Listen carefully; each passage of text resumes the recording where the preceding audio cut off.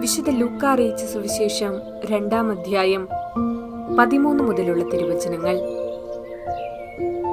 പെട്ടെന്ന് സ്വർഗീയ സൈന്യത്തിന്റെ ഒരു വ്യൂഹം ആ ദൂതനോടുകൂടെ പ്രത്യക്ഷപ്പെട്ട് ദൈവത്തെ സ്തുതിച്ചുകൊണ്ട് പറഞ്ഞു: അത്യുന്നതങ്ങളിൽ ദൈവത്തിന് മഹത്വം, ഭൂമിയിൽ ദൈവകൃപ ലഭിച്ചവർക്ക് സമാധാനം.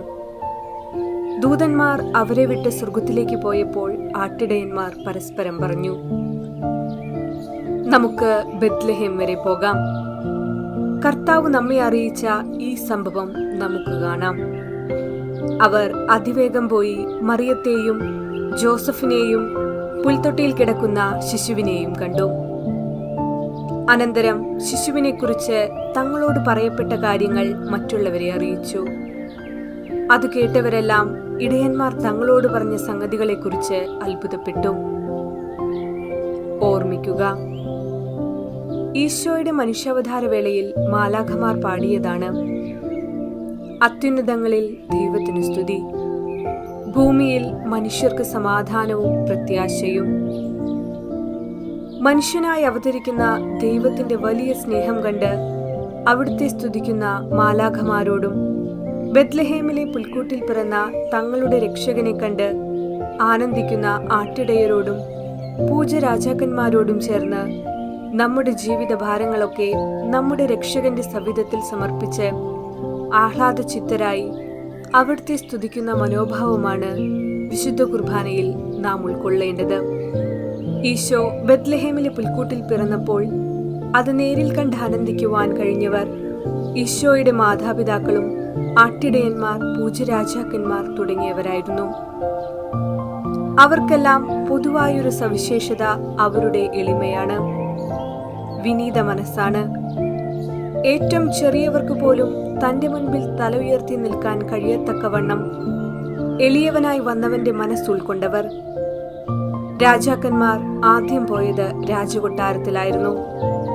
ബുദ്ധി അവരെ അവിടേക്ക് നയിച്ചെങ്കിലും പ്രപഞ്ചത്തിന്റെ അടയാളങ്ങൾ ഗ്രഹിച്ച് അവയാൽ നയിക്കപ്പെടുവാൻ തങ്ങളെ തന്നെ സമർപ്പിച്ചതിനാൽ അവർ പുൽക്കൂട്ടിലെത്തി. കാലിത്തൊഴുത്തിൽ കിടന്ന ശിശുവിന്റെ മുൻപിൽ തങ്ങളുടെ രാജ്യത്വവും പാണ്ഡിത്യവുമെല്ലാം മറന്ന് മുട്ടുകുത്തി ആരാധിക്കുവാൻ തക്കവണ്ണം അവരുടെ എളിമ അവർക്ക് രക്ഷകനെ കണ്ട് ആനന്ദിക്കുവാൻ അവസരം നൽകി. രക്ഷകനെ കണ്ട് ആനന്ദിക്കുന്ന അനുഭവത്തിന്റെ ആഴങ്ങളിലേക്ക് നമ്മെ കൊണ്ടെത്തിക്കുന്നതിന് വേണ്ടിയാണ് അത്യുന്നതങ്ങളിൽ ദൈവത്തിന് സ്തുതിയും ഭൂമിയിൽ മനുഷ്യർക്ക് സമാധാനവും എന്ന സ്തുതിപ്പ്.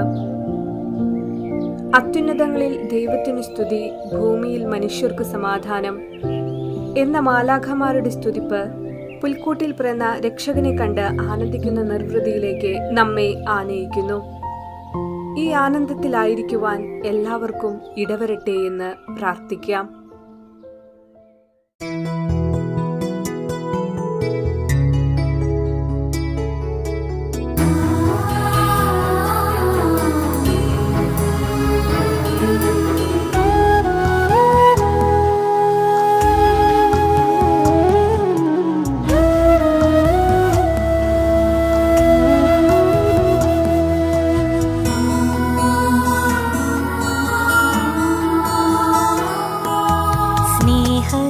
സ്നേഹത്തിനർത്ഥം കാണാൻ യേശുവേ നീ വിളിച്ചു. നിന്റേതാകാൻ നിന്റേതായി തീരാൻ ഞങ്ങളെ നീ വിളിച്ചു. ഞങ്ങളെ നീ വിളിച്ചു. സ്നേഹത്തിനർത്ഥം കാണാൻ